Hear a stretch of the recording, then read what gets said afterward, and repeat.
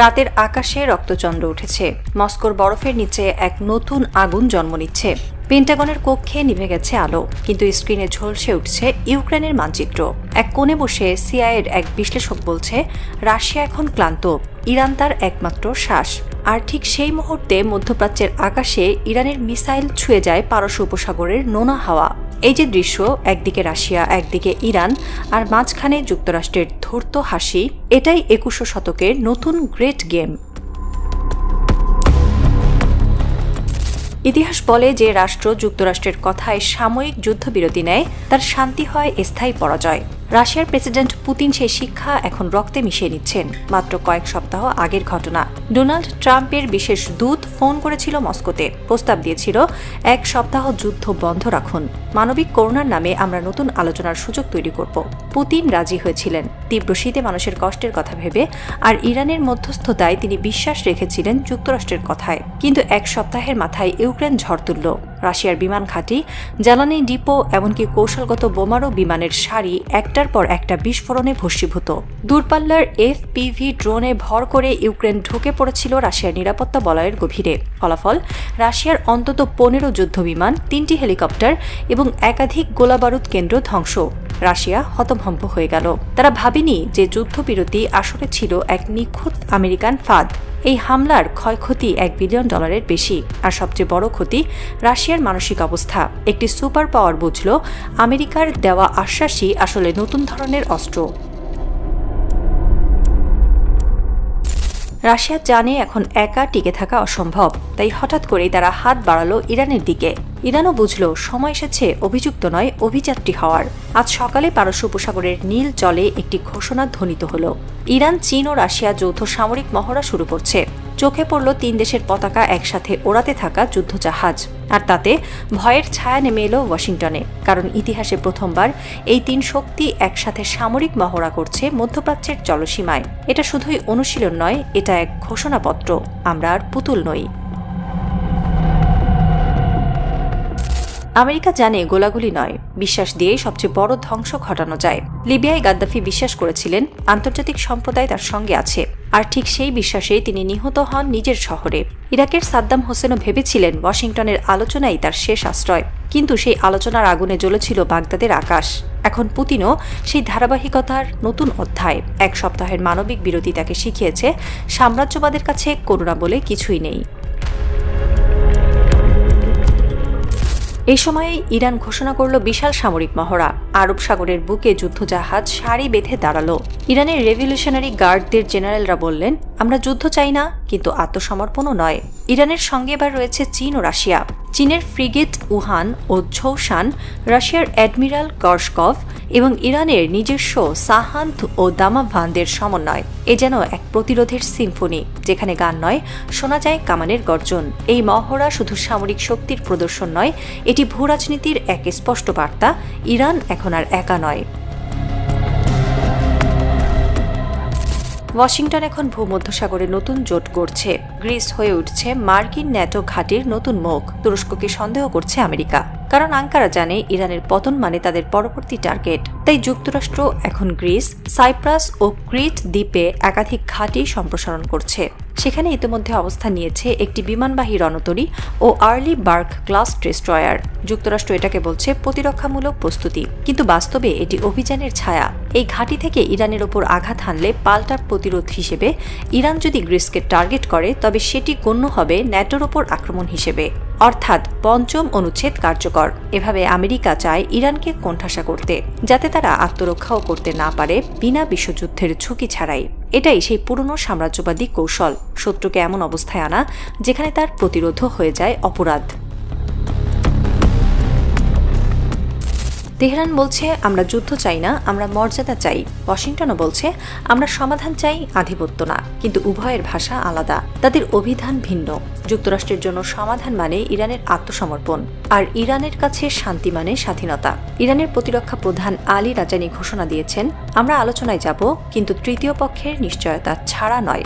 চীনকে থাকতে হবে গ্যারান্টার হিসেবে, যাতে আলোচনা মানে হামলা না হয়। এই প্রস্তাবে ওয়াশিংটন ক্ষুব্ধ।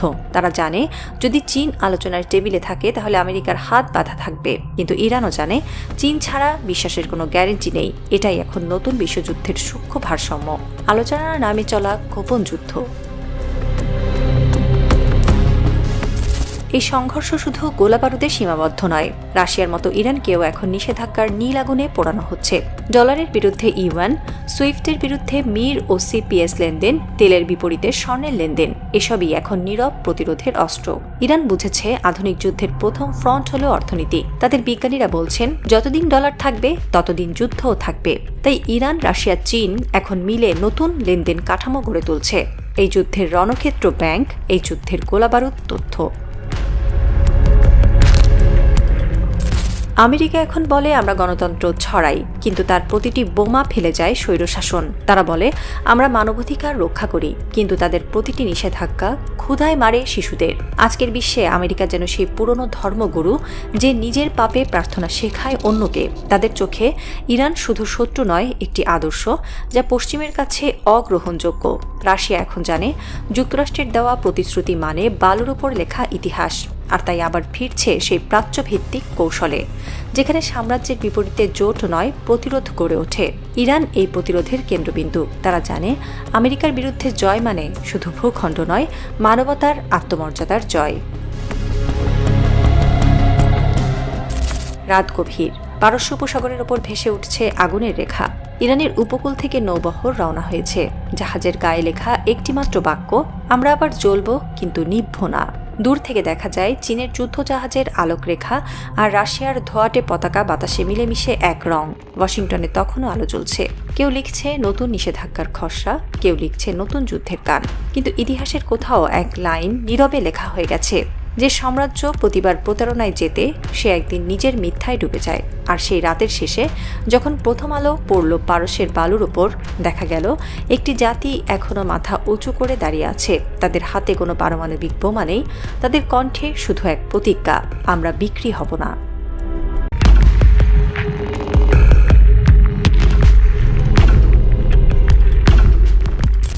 তুরস্কের আকাশে তখন নীলচে গোধূলি। বসফরাসের ঢেউ শান্ত, কিন্তু কূটনীতির জলে আজ উত্তাল স্রোত। ইস্তাম্বুলের চিরাগান প্রাসাদ হোটেলের ভেতর একে একে ঢুকছে কালো কনভয়ের গাড়ি। বাইরে নিস্তব্ধতা, ভেতরে গোপন শব্দে টলছে ইতিহাস। এক কক্ষে অপেক্ষা করছেন এক সাদা চুলের বৃদ্ধ, স্টিভ উইটকফ, মার্কিন প্রেসিডেন্ট ডোনাল্ড ট্রাম্পের বন্ধু ও মধ্যপ্রাচ্য বিষয়ক বিশেষ দূত। রিয়েল এস্টেট ব্যবসায়ী থেকে বিশ্ব রাজনীতির আলোচনার কেন্দ্রে উঠে আসা এক অদ্ভুত চরিত্র। তার চোখে শান্তি, কিন্তু মনে যেন নীল নকশা, যা লেখা হয়নি কিন্তু যার ভাষা সবাই জানে। অন্যদিকে করিডোরের শেষ প্রান্তে প্রবেশ করলেন ইরানের পররাষ্ট্রমন্ত্রী আলী রাজানি ও প্রতিরক্ষা প্রধানের প্রতিনিধি দল। তাদের চোখে ঝলকাচ্ছে এক গর্ব, পারস্যের উত্তরাধিকার। দূরে তুরস্কের পররাষ্ট্রমন্ত্রী হাসান ফিদান নিজে অভ্যর্থনা জানাচ্ছেন। মঞ্চ প্রস্তুত, আলো নিভে গেছে, দুপক্ষ মুখোমুখি। বাতাসে ভাসছে আতঙ্ক, ইতিহাস আর অদৃশ্য বারুদের গন্ধ। রাতের বুকে অদ্ভুত এক নিস্তব্ধতা। ওয়াশিংটনের আকাশে তুষার পড়ছে, কিন্তু পেন্টাগনের জানালার আলো নিভছে না। একটি চিঠি লেখা হচ্ছে, ঠান্ডা মনের উষ্ণ রক্তের চিঠি। ওই চিঠি ছিঁড়ে যাবে সীমান্তে, আরেকটি জাতির আকাশে জ্বলবে আগুন। চিঠির উপরে সই করেছেন ডোনাল্ড ট্রাম্প, কিন্তু ভাষা লিখেছে আমেরিকার সামরিক শিল্প। শব্দগুলো নরম, কিন্তু তাদের নিচে লুকিয়ে আছে মিসাইলের নীল নকশা। চিঠিতে লেখা, ইরান যদি আলোচনায় বসে তবে আমরা তাকে সুযোগ দেব শান্তির পথে হাঁটার। এই কথাগুলো শুনে কেউ কেউ মনে করেছিল এ যেন শান্তির সুবাস। কিন্তু ইতিহাস জানে, আমেরিকার প্রতিটি শান্তি চিঠির শেষে রক্তের দাগ লেগে থাকে। ইতিহাসের পাতায় পাতায় এই চিঠির নীল নকশা ছড়িয়ে আছে। 1971 সালে যখন তারা বলেছিল ইরাককে মুক্ত করব, তখনই কুয়েতের বালুতে জ্বলে উঠেছিল 1 লাখ মানুষের দেহ। 2003 সালে যখন বলেছিল গণবিধ্বংসী অস্ত্র ধ্বংস করব, তখন বাগদাদে মসজিদের শিশুর রক্তে লেখা হয়েছিল ডেমোক্রেসি শব্দটা।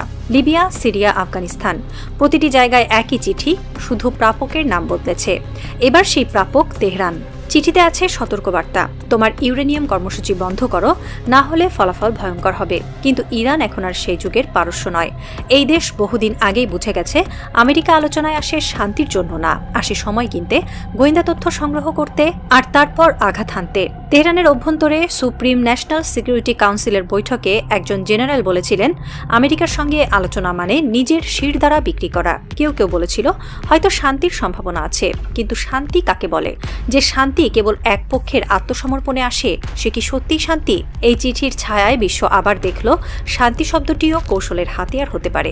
যেমন ফুলের গন্ধের আড়ালে লুকিয়ে থাকে বিষাক্ত মৌমাছি, তেমনি আমেরিকার ডিপ্লোমেসির আড়ালে লুকিয়ে থাকে বোমার সুর। ইস্তাম্বুলের বৈঠক এখন বিশ্বের নজরের কেন্দ্র। এই বৈঠক নিছক কূটনৈতিক নয়, এটি এক সাম্রাজ্যিক দাবার বোর্ড, যেখানে প্রতিটি দেশের প্রতিনিধি, প্রতিটি বাক্য, এমনকি প্রতিটি বিরতিও ভবিষ্যতের যুদ্ধ ও শান্তির ভারসাম্য নির্ধারণ করছে। একপাশে যুক্তরাষ্ট্র ও তার ঘনিষ্ঠ মিত্ররা, স্টিভ উইটকফ, যিনি ট্রাম্প প্রশাসনের special envoy of middle east, তার পাশে জ্যারেড কুশনার, ট্রাম্পের জামাতা ও ইসরায়েল পক্ষের প্রধান উপদেষ্টা, আর তার ছায়া হয়ে উপস্থিত ইসরায়েলের 2 নিরাপত্তা উপদেষ্টা। এই 3 জন এখন কার্যত ওয়াশিংটনের মধ্যপ্রাচ্য নীতির মুখপাত্র। অন্যদিকে টেবিলের অপর পাশে রয়েছে ইরান, যাদের মুখে নমনীয়তা নেই, কিন্তু আছে ইতিহাসের দৃঢ়তা ও আত্মসম্মান। তাদের প্রতিনিধি আলী রাজানি জানিয়ে দিয়েছেন, ইরান আলোচনায় বসছে, কিন্তু কোনো চাপের মধ্যে নয়। আমরা আলোচনা করব পারস্পরিক সম্মানের ভিত্তিতে, হুমকি বা শর্তের ভিত্তিতে নয়। এই 2 পক্ষের মাঝখানে তৃতীয় শক্তি হিসেবে দাঁড়িয়ে আছে তুরস্ক। প্রেসিডেন্ট এরদোয়ান এই বৈঠককে বলেছেন সভ্যতার সংলাপ, কিন্তু সবাই জানে এটি শুধু কূটনীতির আয়োজন নয়, বরং মধ্যপ্রাচ্যের ভবিষ্যৎ নিরাপত্তা ব্যবস্থার উপর এক কঠিন পরীক্ষা। ইস্তাম্বুলের এই বৈঠকের অন্তরালে চলছে আরও বড় খেলা। ওয়াশিংটনের ওভাল অফিস থেকে গোপনে প্রেরিত নির্দেশ ছিল, প্রয়োজনে হামলা শুরু হবে বৈঠকের আগেই। এটাই যুক্তরাষ্ট্রের বহু ব্যবহৃত কৌশল, শান্তির আলোচনা ও সামরিক প্রস্তুতি একসাথে চালানো, যাতে যুদ্ধের আগের মুহূর্তেও তারা কূটনৈতিক প্রচেষ্টার দাবি করতে পারে। এই কৌশল নতুন নয়। 2003 সালে ইরাক আক্রমণের আগেও যুক্তরাষ্ট্র জাতিসংঘের শান্তির কথা বলেছিল, কিন্তু ট্যাঙ্ক তখন সীমান্ত পেরোচ্ছিল। 2011 সালে লিবিয়া নিয়ে মানবিক হস্তক্ষেপ নামে বৈঠক চলছিল, আর সে সময়ে বোমা পড়ছিল ত্রিপোলির ওপর। আজ তুরস্ক সেই একই নাটকের নতুন মঞ্চ। স্টিভ উইটকফ নিজেও এর আগে 2 দফা গোপন সংলাপ করেছিলেন, একবার ওমানের মাসকাটে, আরেকবার ইতালির রোমে। 2 বৈঠকই হয়েছিল উত্তেজনা কমানোর নামে, কিন্তু প্রতিবারই বৈঠকের পরপরই ইসরায়েল সিরিয়ায় ইরানি ঘাঁটিতে হামলা চালিয়েছে। অর্থাৎ যুক্তরাষ্ট্রের সংলাপ মানেই যুদ্ধের আগের রিহার্সাল। ইস্তাম্বুলের বৈঠক তাই এখন অনেকের কাছে আলোচনার আড়ালে সাম্রাজ্যের নতুন স্ক্রিপ্ট। তুরস্কের কর্মকর্তারা নিজেরাও জানেন, এই বৈঠকের ফলাফল কেবল ইরান নয়, বরং পুরো মধ্যপ্রাচ্যের শক্তির ভারসাম্য নির্ধারণ করবে। কারণ এখানে উপস্থিত প্রতিটি পক্ষের পেছনে আছে ভিন্ন ভিন্ন যুদ্ধজোট। একদিকে যুক্তরাষ্ট্র, ইসরায়েল, ন্যাটো ব্লক, অন্যদিকে ইরান, চীন, রাশিয়ার প্রতিরোধ অক্ষ। তুরস্ক এই মুহূর্তে এক সূক্ষ্ম ভারসাম্যের খেলা খেলছে। একদিকে তারা ন্যাটোর সদস্য, অন্যদিকে তারা জানে ইরানের পতন মানে তাদের সীমান্তে আগুন। এরদোয়ান এই দ্বৈত বাস্তবতা বুঝতে পারছেন, তাই তিনি এই আলোচনাকে শুধুমাত্র ডায়ালগ হিসেবে নয়, বরং অঞ্চল রক্ষার শেষ প্রচেষ্টা হিসেবে দেখছেন। ওয়াশিংটন থেকে পাঠানো মেসেজগুলো এখনও কঠোর। পেন্টাগনের বিবৃতিতে বলা হয়েছে, ইরান যদি গঠনমূলক ভূমিকা না নেয়, তাহলে সামরিক বিকল্প এখনও টেবিলে আছে। অন্যদিকে তেহরান জানিয়ে দিয়েছে, যদি 1 ইঞ্চি আক্রমণ হয়, তার প্রতিক্রিয়া হবে আঞ্চলিক। এখানেই ইস্তাম্বুলের নাটকের অন্তর্গত ভয়াবহতা। একদিকে কূটনীতির হাসি, অন্যদিকে প্রস্তুত যুদ্ধবিমানের ইঞ্জিন। ইতিহাস বারবার দেখিয়েছে, যুক্তরাষ্ট্র কখনোই আলোচনার টেবিল সাজায়নি শান্তির জন্য। তাদের টেবিল হল নৈতিকতার সাজসজ্জা, যাতে পরবর্তী হামলাকে বৈধ দেখানো যায়। তাদের প্রতিটি বৈঠক শেষ হয় এক ঘোষণায়, আমরা চেষ্টা করেছিলাম, কিন্তু তারা মানেনি। আজকের ইস্তাম্বুল সেই পুরনো প্যাটার্নেরই আধুনিক সংস্করণ। তবে এবার পার্থক্য একটাই, ইরান আর 1980-র দশকের ইরান নয়। এখন তাদের হাতে স্যাটেলাইট নজরদারি, ড্রোন স্কোয়াড এবং এমন প্রতিরোধ জোট যা ইসরায়েল থেকে ইয়েমেন পর্যন্ত বিস্তৃত। তারা জানে আমেরিকার সংলাপ বলতে যা বোঝে তা আসলে সময় কেনা, চাপ বাড়ানোর কৌশল। তুরস্ক জানে এই বৈঠক যদি ব্যর্থ হয়, তাহলে যুদ্ধের আগুন তাদের সীমান্তেও ছড়িয়ে পড়বে। সেই কারণেই তারা চেষ্টা করছে যেন এই আলোচনাকে বাস্তব ফলাফলহীন প্রদর্শনীতে পরিণত না হতে দেওয়া হয়। কিন্তু বাস্তবতা ভিন্ন। যখন সাম্রাজ্য নিজেই স্ক্রিপ্ট লেখে, তখন আলোচনার চরিত্ররাও কেবল অভিনেতা হয়ে যায়। ইতিহাস যেন আবারও নিজের পুনরাবৃত্তি লিখছে। ওমান ছিল একসময় সাম্রাজ্যের মুখোশ, রোম ছিল নাটকের প্রস্তুতি মঞ্চ, এবং আজ সেই একই মুখোশ পরে দাঁড়িয়ে আছে ইস্তাম্বুল। নতুন ওমান, নতুন ছদ্মবেশ, যেখানে শান্তির সংলাপ মানে আসলে যুদ্ধের প্রাক ঘোষণা। তুরস্কের আলোচনার টেবিলে যত আলো তার চেয়েও বেশি ছায়া লেগে আছে শর্তের কাগজে। যুক্তরাষ্ট্র আলোচনায় এসেছে শান্তির ভাষায়, কিন্তু তাদের কণ্ঠে গলে থাকা প্রতিটি শব্দই আসলে চাপের ছুরি। তারা বলে ইরানকে পরমাণু কর্মসূচি বন্ধ করতে হবে। তারা বলে ইরান যেন আর মিসাইল বানাতে না পারে। তারা বলে ইরান তার মিত্রদের ত্যাগ করুক। কিন্তু এই সব শর্ত আসলে এক জাতির আত্মসমর্পণ চাওয়ার অন্য নাম। ওয়াশিংটনের প্রতিনিধি স্টিভ উইটকফ তার দলিলের পাতায় চোখ রেখে ধীরে ধীরে পড়ছিলেন, ইরানকে তার ইউরেনিয়াম সমৃদ্ধকরণ কার্যক্রম সম্পূর্ণ বন্ধ করতে হবে। তারপর দ্বিতীয় শর্ত, ইরানের হাতে যে পরিশোধিত ইউরেনিয়াম আছে তা তৃতীয় দেশে স্থানান্তর করতে হবে। তৃতীয়, ইরানের ক্ষেপণাস্ত্রের পরিসর ৩০০ কিলোমিটারের বেশি হবে না। আর চতুর্থ, ইরান তার আঞ্চলিক অংশীদার যেমন হিজবুল্লাহ ও হুতিদের সঙ্গে সম্পর্ক ছিন্ন করবে। প্রতিটি শর্তের ভেতর লুকানো আছে আধিপত্যের পরিকল্পনা।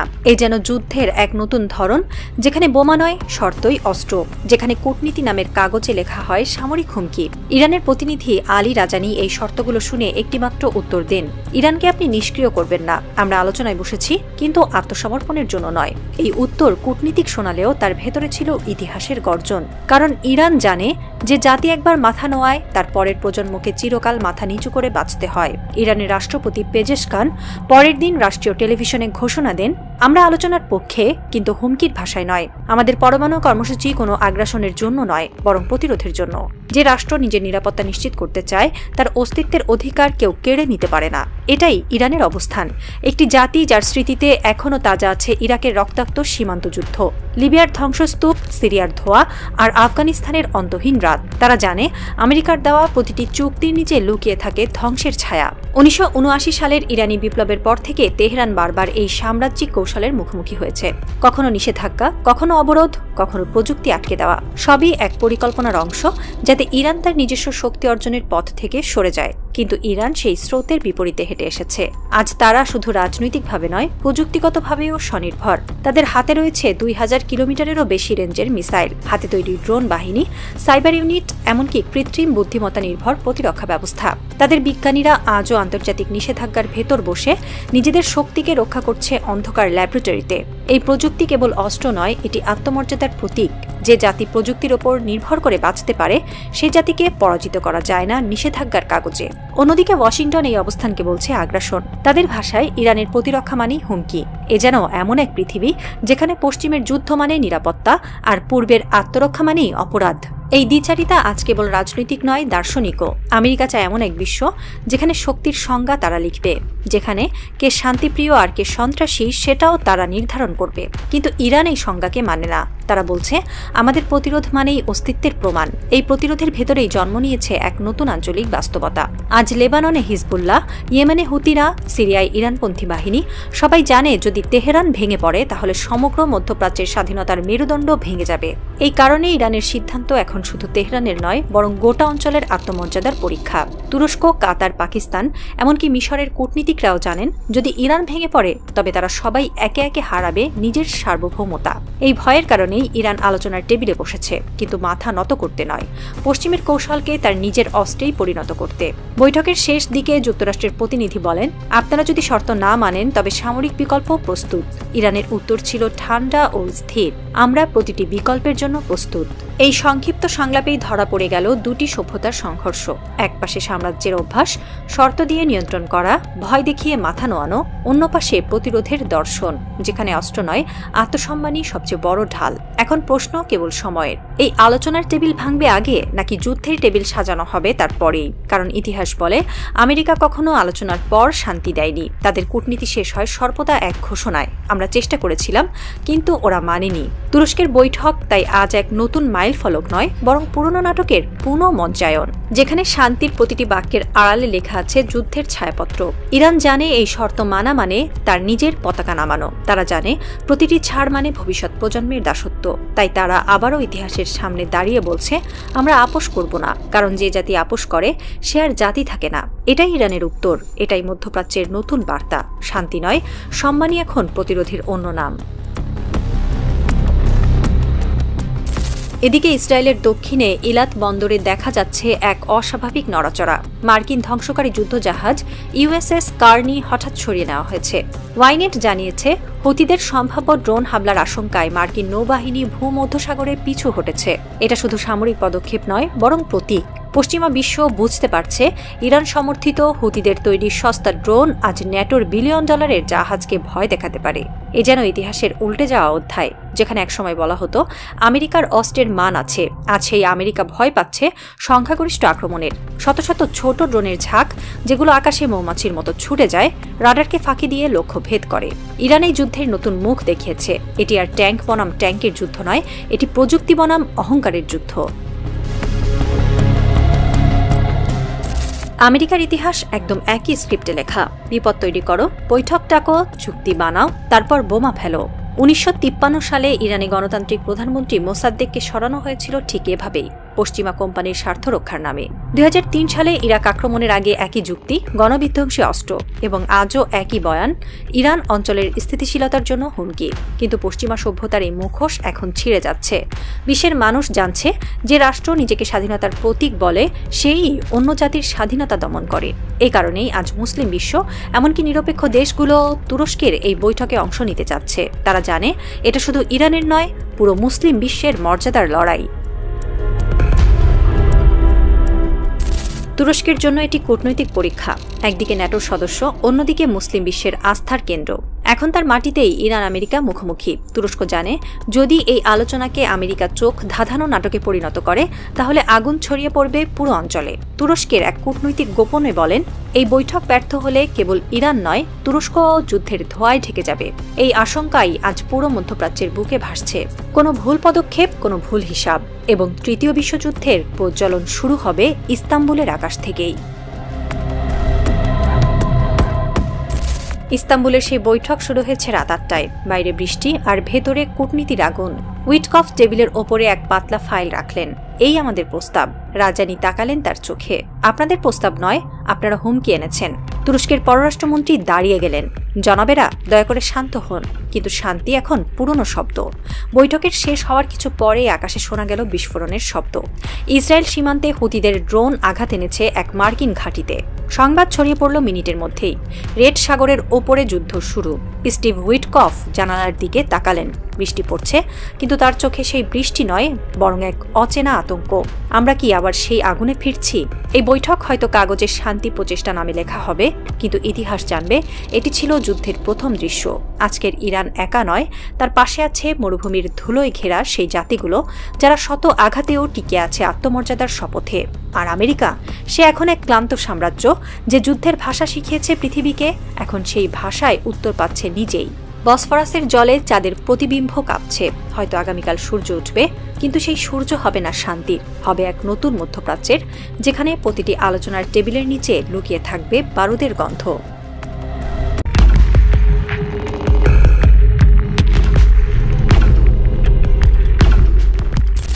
রাতের আকাশের নিচে এক অচেনা শব্দ। মরুভূমির বাতাসে কাঁপছে ধুলো। বালুর উপর ছড়িয়ে পড়ছে অদ্ভুত এক কম্পন, যেন আকাশের বুকের মধ্যে কিছু বিশাল চলছে, কিন্তু দেখা যাচ্ছে না কিছুই। একজন বৃদ্ধ রাখাল মাটিতে হাত রেখে বলল, এটা বজ্র না, আল্লাহর গর্জনও না, এটা মানুষের তৈরি।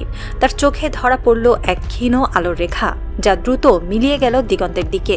সেই আলো ছিল MC-130 কমান্ডো 2, যুক্তরাষ্ট্রের গোপন অভিযানের সবচেয়ে বিপজ্জনক যন্ত্র। এই বিমান কোনো সাধারণ যুদ্ধ বিমান নয়, এটি এক চলমান ছায়া, যার উদ্দেশ্য মৃত্যু নয়, নিয়ন্ত্রণ। এই বিমানটির নাম শুনলে বিশ্বজুড়ে প্রতিরক্ষা বিশ্লেষকরা চুপ হয়ে যায়। এটি তৈরি করেছে লকহিড মার্টিন, যে কোম্পানি গোপন যুদ্ধ নামক শিল্পটিকে বাণিজ্যে পরিণত করেছে। এই বিমানটি United states air force special operations command এর অংশ। এটি রাডারে দেখা যায় না। তাপ সিগনেচার প্রায় 0 এবং ভূমি থেকে মাত্র কয়েকশো ফুট উপরে উড়ে অপারেশনে অংশ নিতে পারে। এর ডানা দুদিকেই অস্ত্র নয়, সেন্সর বহন করে, জ্যামার, ইলেকট্রনিক ওয়ারফেয়ার ইউনিট আর এমন এক সিস্টেম যা মুহূর্তে পুরো একটি দেশের যোগাযোগ বন্ধ করে দিতে পারে। এই বিমানের ভেতরে বসে কমান্ডাররা দূরের শহরের উপর হামলার পরিকল্পনা করতে পারে, অথবা কোনো রাষ্ট্রনেতার দেহরক্ষীদের কানে অদৃশ্য সংকেত পাঠাতে পারে, যাতে তারা বিভ্রান্ত হয়ে পড়ে। ভেনেজুয়েলায় প্রথম এই বিমানের ব্যবহার নিয়ে বিশ্বজুড়ে হইচই পড়ে গিয়েছিল। সেই গোপন অভিযানে আমেরিকা এমন এক অস্ত্র ব্যবহার করেছিল যা চোখে দেখা যায় না, কিন্তু মানুষকে পাগল করে দেয়, সনিক বোম। সনিক বোম হলো এমন এক অস্ত্র যা মানুষের শরীরে কোনো ক্ষত তৈরি করে না, কিন্তু তার মস্তিষ্কের নীরবতা চিরতরে ভেঙে দেয়। এটি এক ধরনের ইলেকট্রোম্যাগনেটিক পালস, যার সঙ্গে মেশানো হয় ভয়ঙ্কর অ্যাকুস্টিক ওয়েভ। যখন এটি সক্রিয় হয়, মানুষের স্নায়ুতন্ত্র বিভ্রান্ত হয়ে পড়ে, তাদের শরীর নিজের নিয়ন্ত্রণ হারায়, আর প্রতিরোধ বাহিনী মুহূর্তে ভেঙে পড়ে। ভেনেজুয়েলায় যখন এই অস্ত্র ব্যবহার করা হয়েছিল, সেখানে এক ব্যাটালিয়নের সৈন্য মাত্র 4 মিনিটের মধ্যে অচেতন হয়ে পড়ে। তাদের চোখ খোলা ছিল, কিন্তু দৃষ্টি ছিল শূন্য। ডেল্টা ফোর্স তাদের পাশ কাটিয়ে ঢুকে পড়ে রাষ্ট্রপতির কম্পাউন্ডে, আর ফিরে আসে ঠিক আগমনের মতোই নীরবে। তখন থেকেই এই বিমানের নাম হয়ে যায় the ghost of Latin America. এখন সেই ভূত পারস্যের সীমান্তে। আজারবাইজানের ঘাঁটিতে অবস্থান করছে 2টি MC-130 কমান্ডো 2, আর তার ভেতরে বসে আছে যুক্তরাষ্ট্রের সবচেয়ে ভয়ঙ্কর দল ডেল্টা ফোর্স। এরা কোনো সেনা নয়, কোনো জাতির সৈন্যও নয়। এরা সেই মুখহীন মানুষ যাদের কাজ রাষ্ট্রের হয়ে অন্য রাষ্ট্রকে দমন করা। তাদের অফিসিয়াল নাম first special forces operational detachment delta. সংখ্যা মাত্র 2000-এর মতো। তাদের নির্বাচনের পরীক্ষায় টিকে থাকতে হলে যোদ্ধাকে শারীরিক নয়, মানসিকভাবে মরতে হয় একবার। এদের মিশন কখনো প্রকাশিত হয় না। এদের নাম রাষ্ট্রীয় কবরের ফলকে লেখা হয় না, কিন্তু যেখানেই তারা নামে, সেই দেশ বুঝে নেয় আমেরিকা যুদ্ধ শুরু করেছে, যুদ্ধ ঘোষণা না করেই। এই দলই এখন আজারবাইজানে প্রস্তুত। তাদের লক্ষ্য ইরানের ভেতর প্রবেশ করে কমপক্ষে 3 জন উচ্চপদস্থ কর্মকর্তা, বিশেষত IRGC বা বিপ্লবী গার্ডের ধরে নিয়ে যাওয়া। আমেরিকার উদ্দেশ্য পরিষ্কার, বড় যুদ্ধ নয়, ছোট ছোট প্রেসিশন টেরর তৈরি করা, যাতে একদিন জনগণ নিজেরাই ভয় পায় বিপ্লব নামের শব্দটিকে। ওয়াশিংটনের রাজনৈতিক মনস্তত্ত্ব চিরকাল একই। তারা সরাসরি দখল করে না, তারা ভয় সৃষ্টি করে। এই ভয়কে বলা হয় কৌশলগত স্থিতিশীলতা। তারা চায় প্রতিপক্ষ স্থিতিশীল থাকুক, কিন্তু অধীন। ইরান হলো সেই একমাত্র দেশ যে এই স্থিতিশীলতা মানতে রাজি নয়। ইরানের বিপ্লবী সরকার বলছে, আমাদের অস্ত্র নয়, মর্যাদা টিকিয়ে রাখাই যুদ্ধ। কিন্তু যুক্তরাষ্ট্রের কাছে এটাই সবচেয়ে বড় হুমকি, একটি দেশ যাকে ভয় দেখানো যায় না। তাই আজারবাইজানকে বেছে নেওয়া হয়েছে ইরানের পেছনের দরজা হিসেবে। তুরস্কের আকাশপথ হয়ে এই বিমান এসেছে সেখানে, কারণ তুরস্ক আনুষ্ঠানিকভাবে অনুমতি দেয়নি, কিন্তু চোখ বন্ধ রেখেছে। এটাকেই বলে আধুনিক যুগের নৈতিক নিরপেক্ষতা। আজারবাইজানের শীর্ষ কর্মকর্তারা বলছেন, এটা শুধু প্রশিক্ষণ, কিন্তু তাদের এয়ারবেজের রানওয়েতে দেখা গেছে যুক্তরাষ্ট্রের 36 নম্বর অপারেশনের ব্যাজ, যা কেবল লাইভ অপারেশনের সময়ই ব্যবহার করা হয়, অর্থাৎ অভিযান প্রস্তুত। প্রশ্ন হলো, ইরান জানে না? না, তারা জানে প্রতিটি পদক্ষেপ। তেহরান ইতিমধ্যেই আজারবাইজানের সীমান্তে স্থাপন করেছে বাভার 373 এয়ার ডিফেন্স সিস্টেম, যার রেঞ্জ 300 কিলোমিটার। অর্থাৎ ইরান জানে কারা আসছে। 1980 সাল, ইরানে বিপ্লব সদ্য সফল। তেহরানে যুক্তরাষ্ট্রের দূতাবাসে বন্দী হয়ে আছেন 52 জন আমেরিকান কূটনৈতিক। তাদের উদ্ধার করতে যুক্তরাষ্ট্র পাঠিয়েছিল এক অতিমানবীয় mission, Operation Desert Eagle. Delta Force সেই সময় প্রথমবার ইরানের মাটিতে প্রবেশ করেছিল, কিন্তু ভাগ্যের পরিহাস, এক ভয়ঙ্কর বালুঝড় আঘাত হানে। 2টি হেলিকপ্টার বিধ্বস্ত হয়, আর 8 জন কমান্ডো নিহত হয় ইরানের মরুভূমিতেই। তখনকার প্রেসিডেন্ট কার্টার বলেছিলেন, ঈশ্বরও যেন আমাদের অপমান করলেন। এরপর থেকেই ইরান যুক্তরাষ্ট্রের কাছে এক অভিশাপের নাম হয়ে ওঠে। যে দেশে প্রবেশ করা মানে বালুর নিচে ইতিহাসে হারিয়ে যাওয়া। এখন প্রায় 45 বছর পর আমেরিকা আবার সেই বালু ছুঁতে চাইছে। তবে এবার তাদের হাতে আছে প্রযুক্তি, কিন্তু প্রতিপক্ষের হাতে আছে অভিজ্ঞতা। ইরানের গোয়েন্দা বাহিনী আজ পৃথিবীর সবচেয়ে অভ্যস্ত যুদ্ধ পরিবেশের বাহিনী। তারা সিরিয়ার যুদ্ধ, ইয়েমেনের সংঘাত, এমনকি আফগানিস্তানে মার্কিন সেনা প্রত্যাহার পরবর্তী গোপন কর্মকাণ্ডেও অভিজ্ঞ। তাদের কাছে যুক্তরাষ্ট্রের প্রতিটি কৌশলের উত্তর আছে। কাউন্টার জ্যামিং ডিভাইস, চীনের তৈরি রাডার অ্যালগোরিদম, রাশিয়ার সরবরাহকৃত সিগন্যাল ইন্টারসেপ্টর, এমনকি নিজস্ব সাইবার কমান্ড, যা এখন মার্কিন ঘাঁটির ড্রোন ট্রাফিক পর্যবেক্ষণ করছে। চীন এই খেলায় নীরব কিন্তু উপস্থিত। বেইজিং জানে ইরানের পতন মানে তাদের বেল্ট অ্যান্ড রোড স্বপ্নের ভাঙন। তাই তাদের প্রযুক্তি, তাদের গোয়েন্দা সাপোর্ট এখন ইরানের সঙ্গে জড়িয়ে গেছে। ইরানের বিপ্লবী গার্ডদের এক জেনারেল বলেছিলেন, আমরা আমেরিকার বিরুদ্ধে একা নই, আমরা সেই ইতিহাসের সঙ্গে আছি যে ইতিহাস দাসত্ব মানে না।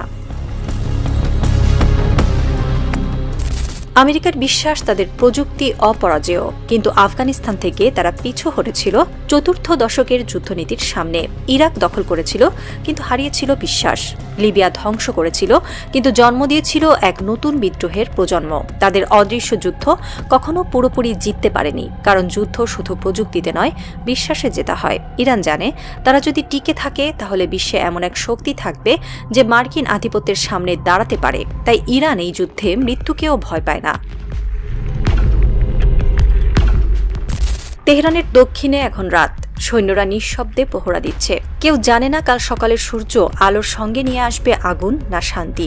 ইরানের প্রতিরক্ষা মন্ত্রণালয়ে একটি সংকেত বাজে। হরমুজ প্রণালী সম্পূর্ণরূপে সিল করা হলো। এর মানে যদি একটিও মার্কিন বিমান ইরানের আকাশে প্রবেশ করে তাহলে পুরো উপসাগর যুদ্ধক্ষেত্রে পরিণত হবে। এটাই ইরানের বার্তা। আমরা হামলা করব না, কিন্তু হামলার প্রতিটি ইঞ্চি আমরা গুনে রাখব। রাতের আকাশে তখনও দেখা যায় MC-130 এর ছায়া। মরুভূমির ধুলোয় গলে যায় তার আলো। মনে হয় ইতিহাস আবারও পুনরাবৃত্তি হতে যাচ্ছে, যেখানে প্রযুক্তি হেরে যাবে ইচ্ছা শক্তির কাছে। এই যুদ্ধ এখনো শুরু হয়নি, কিন্তু এর পদধ্বনি শোনা যাচ্ছে তেহরানের মসজিদের মেঝেতে আর পেন্টাগনের করিডোরে। আমেরিকা বিশ্বাস করে তারা পৃথিবীর ভাগ্য নির্ধারণ করতে পারে। ইরান বিশ্বাস করে মানুষের ভাগ্য নির্ধারণ করে ঈমান আর আত্মমর্যাদা। এই দুই বিশ্বাসের সংঘর্ষই বিশ্ব রাজনীতির সবচেয়ে বিপজ্জনক মুহূর্ত তৈরি করছে। সম্ভবত আসন্ন রাতগুলোতে আকাশে আবার জ্বলে উঠবে আগুন, আর কোনো এক বালুঝড়ে হারিয়ে যাবে ডেল্টা ফোর্সের অদৃশ্য ছায়া। ইতিহাস আবার সাক্ষী হবে, যে দেশ মরুভূমিতে লড়ে তাকে কোনো সাম্রাজ্য জিততে পারে না। কারণ এই পৃথিবীতে এখনো এমন কিছু মানুষ আছে যারা জানে মরুভূমির বালুর নিচেও থাকে আগুন, যা নিভে গেলেও আলো ফুরোয় না।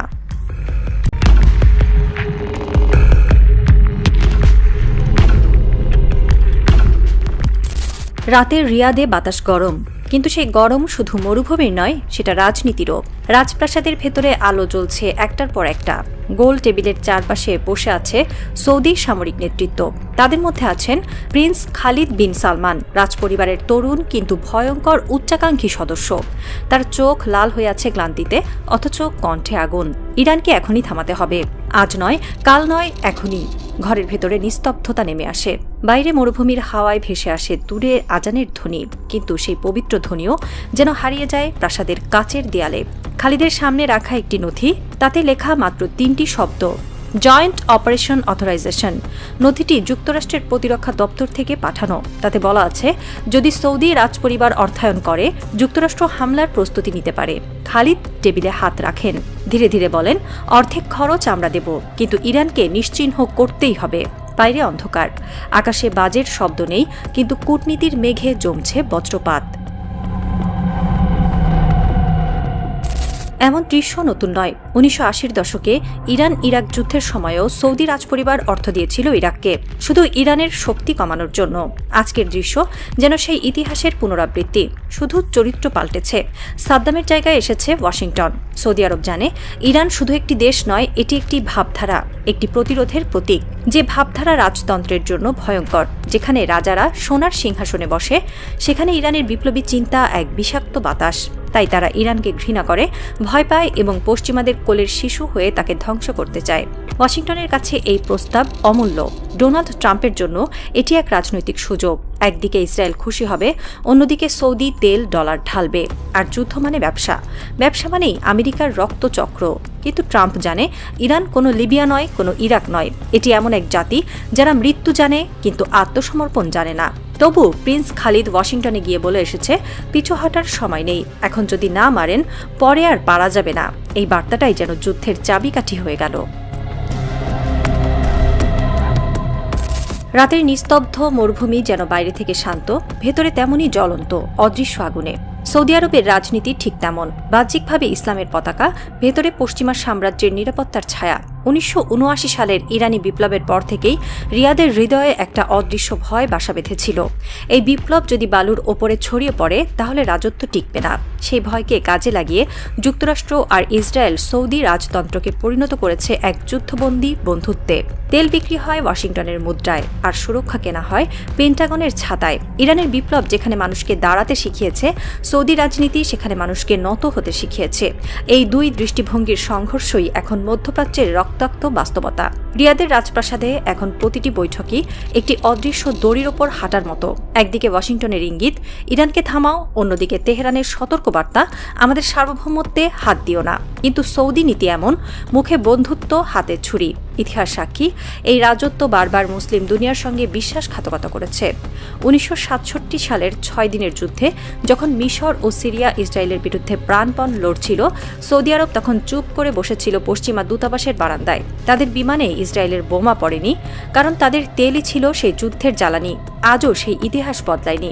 2026 সালের এই নতুন সংকটে রিয়াদ আবার আগুন জ্বালাচ্ছে, তবে এবার তা পারস্যের সীমান্তে। প্রিন্স খালিদ বিন সালমানের ওয়াশিংটন সফর এই শতকের সবচেয়ে বিপজ্জনক বার্তাগুলোর একটি। তিনি যুক্তরাষ্ট্রকে বলেছিলেন, ইরানে এখনই হামলা করতে হবে, দেরি মানে বিপদ, আমরা যুদ্ধের অর্ধেক খরচও দেব। এই এক বাক্যে প্রকাশ পেয়েছে সেই রাজকীয় মানসিকতা। টাকা আছে, মর্যাদা নেই। সৌদি আরব জানে যুক্তরাষ্ট্রের সামরিক যন্ত্র ধীরে চললেও কখনো থামে না। তারা জানে একবার যুদ্ধ শুরু হলে তেলের দাম বাড়বে, তাদের আয়ের পাহাড়ও বাড়বে। কিন্তু রাজারা ভুলে যায়, যুদ্ধের আগুন তেল চেনে না, কেবল পুড়িয়ে দেয়। রিয়াদে তারা এখন মুখে বলছে আমরা নিরপেক্ষ, কিন্তু গোপনে আমেরিকার গোয়েন্দাদের দিয়েছে মরুভূমির মানচিত্র, ঘাঁটির কোঅর্ডিনেট, এমনকি ফুয়েল রুটের নিরাপদ পথ। তাদের প্রতিরক্ষা মন্ত্রণালয় থেকে পাঠানো রিপোর্টে বলা আছে, ইরান হামলা করলে আকাশসীমা আমরা বন্ধ রাখব। কিন্তু ইতিহাস জানে, সৌদি আকাশসীমা মানে মার্কিন বোমারের ফ্লাইট রুট। তারা নিজেরাই জানে না কোন দিক থেকে আগুন এসে তাদের প্রাসাদের সোনার দরজায় ধাক্কা দেবে। মধ্যপ্রাচ্যের প্রতিটি দেশের মতো সৌদি আরবও আজ দুই ভাগে বিভক্ত। একদল আমেরিকার নিরাপত্তা বিশ্বাসে অন্ধ, আরেকদল মনে করে এই নিরাপত্তা আসলে নতুন শৃঙ্খল। মক্কার মিনার থেকে রিয়াদের প্রাসাদ পর্যন্ত যে নিরাপত্তা ঝুলে আছে তা শান্তির নয়, তা এক অজানা ভয়, যে ভয় একদিন বিস্ফোরিত হবে বোমার চেয়েও প্রবল শব্দে। ইরান বুঝে গেছে, এই মরুভূমির মিত্ররা সময়ের সঙ্গে সঙ্গে বালুর দানার মতো বদলায়। তারা জানে আজ যারা হাসছে কাল তারাই বিশ্বাসঘাতক হবে। তাই ইরান তাদের নীতিতে রেখেছে এক প্রাচ্যবাদী বাস্তবতা। প্রতিরোধের শত্রু নেই, শুধু সুযোগ আছে। অর্থাৎ কেউ হামলা করলে উত্তর দেওয়া হবে, না করলে পাশে রাখা হবে, যতদিন না সেই পাশে থেকেও কেউ পেছন থেকে ছুরি চালায়। ইরানের গোয়েন্দা বিভাগ ইতিমধ্যে শনাক্ত করেছে সৌদি সীমান্ত ঘেঁষে 3টি নতুন রাডার স্টেশন। এসব রাডার মার্কিন নেটওয়ার্কে যুক্ত, যেখানে প্রতিটি ড্রোনের গতিপথ রিয়েল টাইমে পেন্টাগনের সার্ভারে পাঠানো হয়। অর্থাৎ সৌদি আকাশ এখন শুধু সৌদিদের নয়, আমেরিকানদেরও। এই নিয়ন্ত্রণই একদিন তাদের পতনের সূচনা করবে। তেলের শক্তিতে গড়া এই রাজত্ব নিজের অস্তিত্ব টিকিয়ে রেখেছে অন্যের বর্মে। কিন্তু ইতিহাসের নিয়ম হলো, যে রাজত্ব নিজের আকাশ অন্যকে ধার দেয়, সেই আকাশই একদিন তাদের ওপর আগুন ঝরায়। আজকের সৌদি নীতি সেই প্রাচীন বিশ্বাসঘাতকতার ধারাবাহিকতা। কোনো প্রজন্মের মুখ বদলায়, কিন্তু রাজনীতি থাকে একই, বালুর ওপর দাঁড়িয়ে সোনার প্রাসাদ বানানো, যার নিচে আগুন ধীরে ধীরে জ্বলে। ইরানের কূটনৈতিক সূত্র বলছে, তারা বহুবার সৌদিকে সতর্ক করেছে, যদি তোমরা নিরপেক্ষ থাকো তোমাদের ভূমিতে হামলা হবে না। কিন্তু রিয়াদ সেই সুযোগ হারাচ্ছে নিজের হাতে। কারণ রাজারা ভয় পায় জনগণকে, আর জনগণ ভয় পায় সত্যকে। এই ভয়ই তাদের সিংহাসনের ভিত্তি, আর সেই ভিত্তি আজ নড়ছে আমেরিকান বুটের নিচে। মধ্যপ্রাচ্যের আকাশে এখন শুধু ড্রোন নয়, ঘুরছে সন্দেহ, ভয় আর হিসাবের ছায়া। যে মরুভূমি একসময় নবীজির পদচিহ্নে পবিত্র হয়েছিল, আজ সেখানে ট্যাঙ্কের চাকা ঘোরে, আর রাজারা সেজে ওঠে সাম্রাজ্যের ম্যানেজার। যুদ্ধের প্রহরীরা জানে আগুনের নিচে বালু টেকে না, কিন্তু সৌদি রাজনীতি সেই আগুনকেই প্রার্থনা করছে যেন ইরান পুড়ে যায়, আর তার আলোয় রাজপ্রাসাদের সোনার গম্বুজ ঝলমল করে। তারা ভুলে গেছে এই আগুন একদিন ফিরে আসবে, তাদের নিজেদের গালফের বাতাসে ভেসে, যেখানে বালু আর রক্ত একাকার হয়ে যাবে। ইতিহাসের বালুঘড়ি কিন্তু আবার উল্টো ঘুরছে। যখনই রাজারা সাম্রাজ্যের জন্য যুদ্ধ চায়, তখনই মরুভূমি রাজাদের কবর বানায়। একসময় সৌদি আরব, পাকিস্তান ও তুরস্ক মিলে গড়েছিল এক স্বপ্ন, ইসলামিক ন্যাটো। ধারণা ছিল এই জোট মুসলিম বিশ্বের রক্ষা কবচ হবে, কিন্তু বাস্তবে এটা হয়ে গেল রাজতন্ত্র রক্ষার অস্ত্র। তুরস্ক বুঝে ফেলেছে এই জোটের লক্ষ্য মুসলমান নয়, লক্ষ্য হলো সেই রাষ্ট্রগুলোকে চুপ করিয়ে দেওয়া যারা পশ্চিমাদের বিরুদ্ধে কথা বলে। সেই কারণেই প্রেসিডেন্ট এরদোয়ান এক ঘোষণায় জানালেন, আমরা কোনো রাজতান্ত্রিক সামরিক জোটে যোগ দেব না। এই ঘোষণাই যেন পুরো রিয়াদে ভূমিকম্প ঘটিয়ে দিল। তুরস্ক জানে, যদি সৌদি যুক্তরাষ্ট্র মিলে ইরানের বিরুদ্ধে যায়, তাহলে পরের টার্গেট হবে তুরস্কই। কারণ ন্যাটো এখন ইসলামী ঐক্যের চেয়ে অনেক বেশি পশ্চিমা বাণিজ্যের ক্রীড়ানৌ। তুরস্কের এই সিদ্ধান্তের মানে একটাই, মধ্যপ্রাচ্যের নতুন ভারসাম্য তৈরি হচ্ছে, যেখানে সৌদি একা, ইরান আগুন আর তুরস্ক নিজের পথে। তেহরানে তখন উত্তেজনা তুঙ্গে। ইরানের সুপ্রিম লিডার তার কমান্ডারদের ডেকেছেন কক্ষে। সবাই নিঃশব্দ। তিনি ধীরে ধীরে বললেন, যদি তারা আমাদের বিরুদ্ধে যুদ্ধ চায় তবে আমরা তাদের তেলের শিরায় আগুন ধরিয়ে দেব। সেই সঙ্গে যোগ হল রেড সি উপকূলের 6টি সৌদি ঘাঁটি টার্গেট করা হয়েছে। ইয়েমানের বিদ্রোহীদের বলা হয়েছে, প্রস্তুত থাকো, সময় এলে আঘাত হানবে। একই সঙ্গে ইরানের মিসাইল ইউনিটগুলো প্রস্তুত। খালিজ ফার্স, ফাতে 110, সিজিল, শাহাব সব মিসাইল টার্গেট লক করছে। তাদের রাডারে এখন Riyadh, Jeddah, Dammam, Bahrain, Kuwait. ইরানের অবস্থান পরিষ্কার, তোমরা যদি আমাদের ঘর পোড়াও আমরা তোমাদের প্রাসাদে আগুন দেব। চীন ও রাশিয়া এই অবস্থানকে সমর্থন করেছে। বেজিং বলেছে, ইরানের সার্বভৌমত্বে হস্তক্ষেপ মানে এশিয়ার নিরাপত্তায় হস্তক্ষেপ। মস্কো যোগ করেছে, ইরান একা নয়, এ যেন নতুন এক স্নায়ুযুদ্ধের সূচনা, যেখানে একদিকে পশ্চিমা মিত্ররা, অন্যদিকে প্রতিরোধের অক্ষ। যুদ্ধ মানে কেবল বন্দুক নয়, অর্থনীতিরও রণক্ষেত্র। ইরান যুদ্ধের ঘোষণা দেওয়ার পর থেকেই বিশ্ববাজারে ডলারের দরপতন শুরু। গোল্ডের দাম আকাশ ছুঁয়েছে, তেলের দাম 15 বছরের মধ্যে সর্বোচ্চ। ওয়াল স্ট্রিটে আতঙ্ক। নিউ ইয়র্ক টাইমস লিখেছে, যদি পারস্যে যুদ্ধ হয় আমেরিকার অর্থনীতি কেঁপে পড়বে। অন্যদিকে মধ্যপ্রাচ্যের বন্দরগুলোতে জাহাজ থেমে আছে। হরমুজ প্রণালী বন্ধ থাকলে প্রতিদিন প্রায় 20 মিলিয়ন ব্যারেল তেল সরবরাহ বন্ধ হবে। এর মানে ইউরোপের প্রতিটি কারখানা, জাপানের প্রতিটি ইঞ্জিন, ভারতের প্রতিটি ট্রান্সমিশন সব থেমে যাবে। তবু আমেরিকা নড়ছে না। তারা জানে, যুদ্ধ মানেই অস্ত্র বিক্রি, অস্ত্র বিক্রি মানেই অর্থনীতির অক্সিজেন। তাই এই আগুনের ওপরই তাদের রুটি। কিন্তু একদিন আগুনও নিজের দাতা ঘর পুড়িয়ে ফেলে, এটাই ইতিহাসের নিয়ম। ইতিহাস নীরব সাক্ষী। লিবিয়ায় গাদ্দাফি বলেছিলেন, আমি পশ্চিমাদের তেল দেব না। তারপরই ন্যাটোর বোমা ঝরল ট্রিপলির ওপর। শেষ পর্যন্ত গাদ্দাফিকে টেনে হত্যা করা হলো রাস্তায়। ইরাকে বলা হয়েছিল সাদ্দামের কাছে গণবিধ্বংসী অস্ত্র আছে, কিন্তু বছর শেষে সেই অস্ত্র পাওয়া গেল না, পাওয়া গেল শুধু ধ্বংস আর লাশ। আফগানিস্তানে বলা হয়েছিল, আমরা সন্ত্রাসবাদ ধ্বংস করব, কিন্তু 20 বছর যুদ্ধের পর মার্কিন সৈন্যরা পালিয়ে গেল রাতের আধারে, আর রেখে গেল একটি ভাঙা জাতি, ক্ষুধার্ত শিশু, নিঃশেষিত সভ্যতা। এই ইতিহাসের উপর দাঁড়িয়ে ইরান বলছে, আমরা ভিন্ন, আমরা নত হব না। তাদের হাতে বন্দুকের চেয়ে বেশি শক্তি আছে, অস্তিত্বের বিশ্বাস। ভোরের আলো ফোটে। রিয়াদের রাজপ্রাসাদ নিস্তব্ধ। বালুর ওপর ছড়িয়ে আছে ধোঁয়া, আর বাতাসে ভাসছে জ্বলন্ত তেলের গন্ধ। এক বৃদ্ধ সাংবাদিক তার নোটবুকে লিখেছেন, এই যুদ্ধ কে জিতলো কে হারলো তা ইতিহাস বলবে না। ইতিহাস শুধু মনে রাখবে, একসময় মুসলিম বিশ্বের হৃদয়ে আগুন জ্বালানো হয়েছিল নিজেদের হাতেই। তেহরানে তখন আজানের ধ্বনি উঠছে। এক শিশু জানালা দিয়ে আকাশের দিকে তাকিয়ে আছে। তার চোখে প্রতিফলিত হচ্ছে রক্তরঙা সূর্য।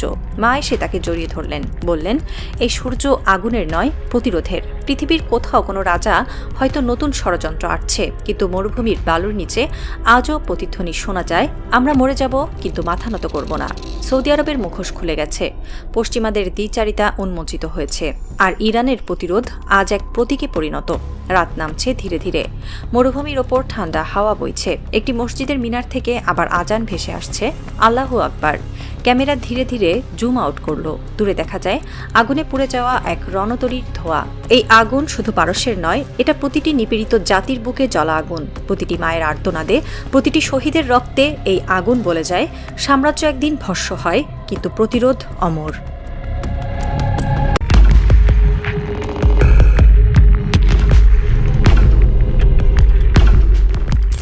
মধ্যরাতের ঠিক আগে পারস্য উপসাগরের ওপর ঝুলে থাকা অর্ধচন্দ্র হঠাৎ যেন লাল হয়ে উঠল। সাগরের নীল জলে প্রতিফলিত হচ্ছিল আগুনের গোলা। বন্দর আব্বাসের দক্ষিণ প্রান্তে ইরানের নৌবাহিনীর সদর ঘাঁটি, যেখান থেকে প্রতিদিন ডজন খানেক জাহাজ রওনা দেয় হরমুজ প্রণালীর দিকে। আজ সেই বন্দরই কাঁপছে আগুনে। একটি ভবন ধসে পড়েছে, সাইরেন বেজে উঠেছে, আর রাতের বাতাসে ভেসে আসছে পোড়া ধাতুর গন্ধ। দূরে ওমান উপসাগরের ওপারে মার্কিন রণতরী ইউএসএস আব্রাহাম লিঙ্কনের ব্রিজে বসে এক অফিসার কানে হাত রাখলেন। টার্গেট নিশ্চিত? অন্য প্রান্ত থেকে ঠান্ডা কণ্ঠস্বর, নিশ্চিত স্যার, তবে প্রাইমারি টার্গেট বেঁচে গেছে। এক মুহূর্তের নিস্তব্ধতা, তারপর সাগরের উপরে ভেসে উঠল আতঙ্ক আর ইতিহাসের গন্ধ।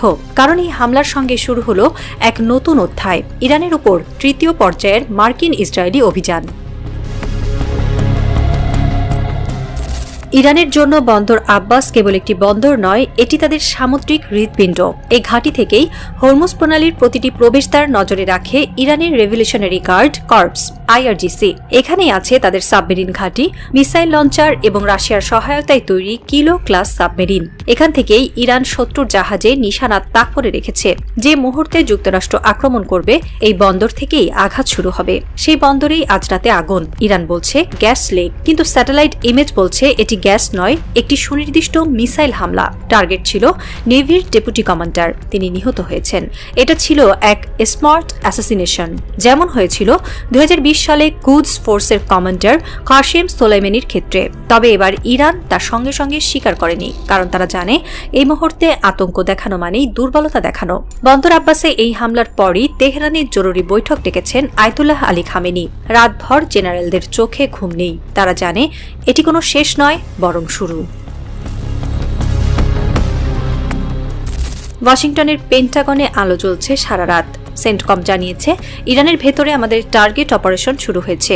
এটি পূর্ণাঙ্গ যুদ্ধ নয়, বরং ডিনায়েবল স্ট্রাইক। এই ডিনায়েবল শব্দটাই পশ্চিমা সাম্রাজ্যের সবচেয়ে বড় প্রতারণা, যেখানে আঘাত তারা করে কিন্তু দায় স্বীকার করে না। এই কৌশলেই ইরাকে, লিবিয়ায়, সিরিয়ায়, আফগানিস্তানে প্রতিবার তারা ব্যবহার করেছে। কিন্তু এবার প্রতিপক্ষ সেই ইরান, যে জাতি জানে যুদ্ধ কাকে বলে, যারা 8 বছর ধরে ইরাকের সঙ্গে লড়েছে, যারা পশ্চিমা নিষেধাজ্ঞার ভেতরেও ক্ষেপণাস্ত্র বানিয়েছে, যারা তাদের শহীদ কমান্ডারের মৃত্যুর প্রতিশোধ নিয়েছে আল আসাদ বেজে ডজন খানেক মিসাইল ছুড়ে। তেহরানের পলিটিক্যাল ব্যুরোর এক সদস্য বললেন, তারা যদি আমাদের আকাশে আগুন লাগায়, আমরা তাদের ভূমি পুড়িয়ে দেব।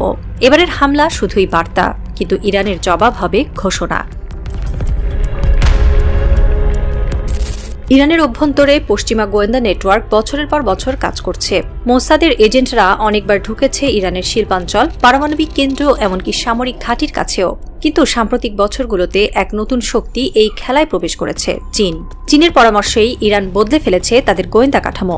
যে স্যাটেলাইট ডেটা আগে মোসাদ পেত, এখন তা মিথ্যা তথ্য দেয়। ইরানের উচ্চপদস্থ কর্মকর্তাদের মুভমেন্ট এখন ডিকয় সিগন্যাল দিয়ে গোপন রাখা হয়, যে কারণে বন্দর আব্বাসের মূল কমান্ডার বেঁচে গেছেন, আর মোসাদ ভুল টার্গেট করেছে। এখন ইসরায়েল বুঝতে পারছে চীনের টেকনোলজিক্যাল ছায়া ইরানের ভেতর ক্রমেই গভীর হচ্ছে। বেইজিং জানে ইরান যদি টিকে থাকে, তাহলে যুক্তরাষ্ট্রের মধ্যপ্রাচ্য সাম্রাজ্য ভেঙে পড়বে, আর সেই শূন্যতা পূরণ করবে চীন রাশিয়া অক্ষ। এই মুহূর্তে চীনের এক শীর্ষ সামরিক জাহাজ ইতিমধ্যেই পারস্য উপসাগরে অবস্থান নিয়েছে। তাদের উদ্দেশ্য স্পষ্ট, ইরান একা নয়। প্রতিটি সাম্রাজ্যের যুদ্ধের আগে থাকে একটি অজুহাত। লিবিয়ায় বলা হয়েছিল গণতন্ত্র রক্ষা, ইরাকে বলা হয়েছিল গণবিধ্বংসী অস্ত্র, আফগানিস্তানে বলা হয়েছিল সন্ত্রাসের বিরুদ্ধে অভিযান। আজ ইরানের বিরুদ্ধে বলা হচ্ছে আঞ্চলিক স্থিতিশীলতা। প্রশ্ন হলো, কার স্থিতিশীলতা?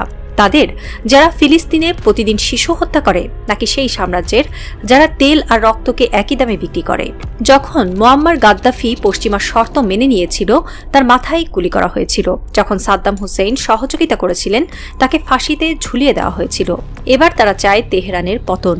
কিন্তু ইতিহাস যেন হঠাৎ বদলে গেছে, কারণ আজ ইরানের পেছনে দাঁড়িয়ে আছে সেই শক্তিগুলো যারা আর আমেরিকার কণ্ঠে কথা বলে না।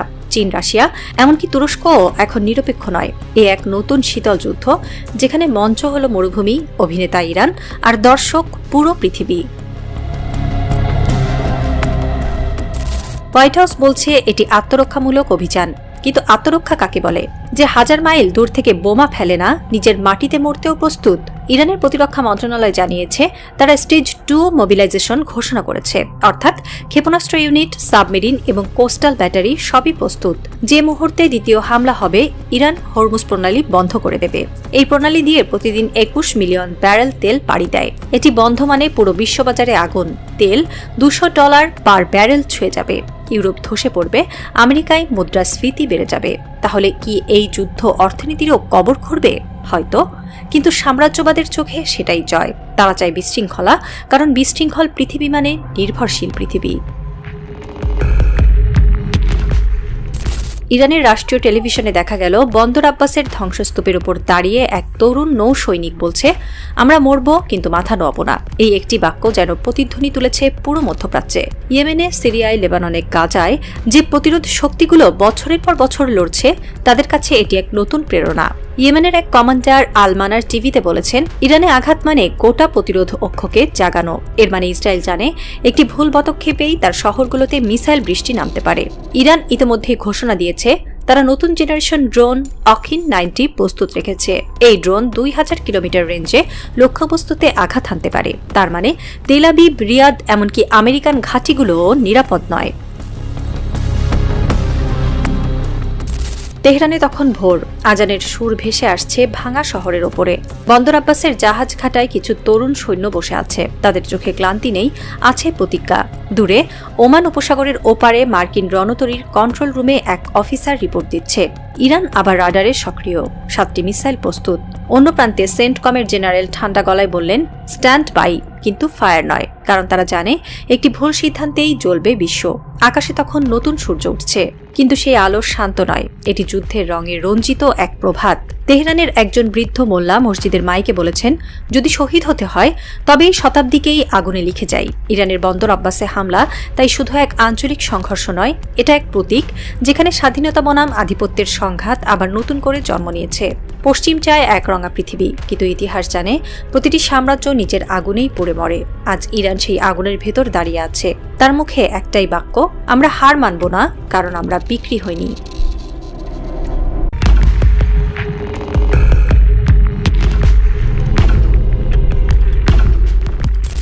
আরব সাগরের এক প্রান্তে অন্ধকার, সমুদ্রের বুক থেকে আলো ঝলকাচ্ছে।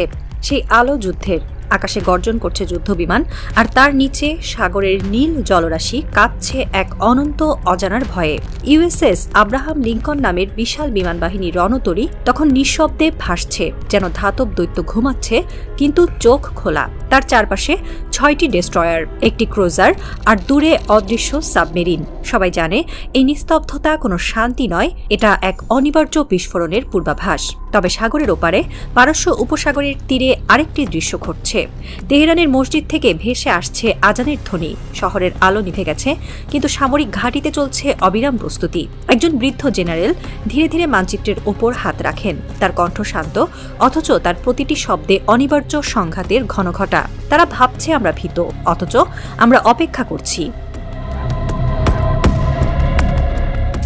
ইরান ও যুক্তরাষ্ট্রের এই সংঘাত হঠাৎ জন্ম নেয়নি, এটি চলমান ইতিহাসের ধারাবাহিক ফল, সাম্রাজ্যবাদী নকশার পুনরাবৃত্তি। যে যুক্তরাষ্ট্র ইরাকের মরুভূমিতে হাজারো প্রাণ নিভিয়ে দিয়েছে, যে লিবিয়াকে তছনছ করেছে গণতন্ত্রের নামে, আজ সেই যুক্তরাষ্ট্র আবার গণতন্ত্র রপ্তানির অজুহাতে ইরানের দরজায় বোমা সাজিয়ে রাখছে।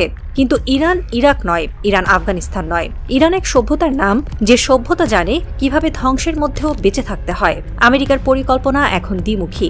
একদিকে ইসরায়েলের ছায়ায় থেকে সামরিক প্রস্তুতি, অন্যদিকে তুরস্ক ও ন্যাটোর ঘাঁটি ব্যবহার করে সেফ জোনে থেকে হামলার প্রস্তুতি। তুরস্কের ভেতর যুক্তরাষ্ট্রের 2টি ঘাঁটি, ইনসারলিক ও কুরেক, এখন গোপনে সাজানো হয়েছে ইরানের বিরুদ্ধে অপারেশনের সম্ভাব্য কেন্দ্র হিসেবে। কিন্তু প্রশ্ন হলো, তুরস্ক কি সত্যি ন্যাটোর সেই খেলায় নামবে? যুক্তরাষ্ট্র ইরানকে ঘিরে যে সামরিক বৃত্ত তৈরি করেছে তা কোনো এক রাতের কাজ নয়, এটি এক দীর্ঘস্থায়ী ঘেরা টোপ, যেখানে সামরিক ঘাঁটি, উপসাগরীয় রাজনীতি এবং নিরাপত্তা নামের উপনিবেশবাদের নিঃশব্দ চিহ্ন ছড়িয়ে আছে। কাতারের আল উদেইদ ঘাঁটি মধ্যপ্রাচ্যের সবচেয়ে বড় মার্কিন ঘাঁটি, যেখানে হাজার হাজার সেনা, শত শত জেট আর থাড ও প্যাট্রিয়ট ক্ষেপণাস্ত্র ব্যবস্থার সারি। সংযুক্ত আরব আমিরাতের আল ধাফরা, বাহরাইনের নৌঘাঁটি, কুয়েতের কমান্ড সেন্টার, সবকিছু মিলিয়ে গড়া হয়েছে এক বিশাল আংটি, যার মাঝখানে শুধু একটাই দেশ, ইরান। কিন্তু সময় বদলেছে। ইরান এখন কেবল ধর্মতান্ত্রিক রাষ্ট্র নয়, এটি এক প্রতিরোধের নাম, এক আত্মমর্যাদার প্রতীক। যে দেশ 1953-তে সিআইএর হাত থেকে বেঁচে ফিরেছিল, যে দেশ 80-র দশকে সাদ্দামের রাসায়নিক আক্রমণের মধ্যেও মাথা নোয়ায়নি, সেই ইরান আজ জানে অবরোধ মানে মৃত্যু নয়, জন্মের পূর্বাভাস। তেহরানের প্রতিটি রাস্তায়, প্রতিটি দেয়ালে আজও লেখা আছে, আমরা আত্মসমর্পণ করব না। রাত তখন 2টা। তুরস্কের সামরিক সদর দপ্তরের জানালায় হালকা তুষার জমছে। ভেতরে জ্বলছে লাল আলো। হাতে রিসিভার নিয়ে দাঁড়িয়ে আছেন জেনারেল হাসান কায়া। ফোনের ওপাশে যুক্তরাষ্ট্রের সেন্টকম প্রধান। আমরা তুরস্কের ঘাঁটি ব্যবহার করতে চাই। কমান্ডারের গলায় স্থির কিন্তু বিষে ভরা। ইরানকে থামানো দরকার এখনই। এক মুহূর্তের নীরবতা। জেনারেল জানেন এই অনুমতি মানে শুধু ইরানের বিরুদ্ধে যুদ্ধ নয়, এটি হবে এক মহাদেশের আগুন। কারণ ইরান যদি পাল্টা আক্রমণ করে তুরস্কে, তাহলে যুক্তরাষ্ট্র সঙ্গে সঙ্গে চালু করবে ন্যাটোর অনুচ্ছেদ 5, যার মানে পুরো ইউরোপকে টেনে নামানো যাবে যুদ্ধে। তুরস্কের মুখবন্ধ রাষ্ট্রপতি তখন বাইরে কিছু বলেননি, কিন্তু সবাই জানে তুরস্ক কখনো একমুখী দাবার চাল খেলে না। তারা একদিকে রাশিয়ার কাছ থেকে S-400 কিনছে, অন্যদিকে ন্যাটোর সদস্য। এ যেন এক দ্বিমুখী তলোয়ার। কার ধার কখন কাকে ছোবে কেউ জানে না। সেই রাতের ফোন কল ইতিহাসে থাকবে এক নীরব ছায়া হয়ে, যেদিন মহাদেশের ভাগ্য নির্ধারণ হয়েছিল একটি রিসিভার তোলার মাধ্যমে। সুয়েজ খাল পেরিয়ে এক দৈত্য এগিয়ে আসছে। তার নাম USS জর্জ H.W. বুশ। প্রায় 100,000 টন ওজনের রণতরী, যেন ভাসমান একটি শহর, 60টি যুদ্ধবিমান, একটি পারমাণবিক চুল্লি আর শত শত মিসাইলের ভান্ডার। ইতোমধ্যে আরব সাগরে উপস্থিত আব্রাহাম লিঙ্কন। 2 রণতরী মিলে গড়ে তুলেছে ইতিহাসের সবচেয়ে বড় মধ্যপ্রাচ্য আর্মাদা। প্রায় 120টি জেট, 10টি ডেস্ট্রয়ার এবং 1000-এর বেশি টমাহক মিসাইল প্রস্তুত অবস্থায়। এই বাহিনীর উদ্দেশ্য স্পষ্ট নয়, কিন্তু বার্তা পরিষ্কার, আমরা আসছি। বিশেষ সংবাদ মাধ্যম তখন বিভক্ত। CNN বলছে ডিটারেন্স, RT লিখছে ইরানের ঘাড়ে চাপ, কিন্তু কেউ প্রশ্ন করছে না। যদি এই রণতরী ডুবে যায়, যদি ইরানের একটি ড্রোনও এই স্টিলের শহরগুলোর বুকে প্রবেশ করে, ইরানের কাছে এখন সেই সামর্থ্য আছে, শুধু সাহস দরকার আর একটি সংকেত। ইরানের বিজ্ঞানীরা একে বলে খালিজ ফার্স, পারস্য উপসাগরের সন্তান। চীনের GF-21 মডেলের অনুকরণে তৈরি এক ব্যালিস্টিক মিসাইল, যার গতি শব্দের চেয়ে 16 গুণ বেশি। এটি শুধু অস্ত্র নয়, এটি প্রতিশোধের প্রতীক।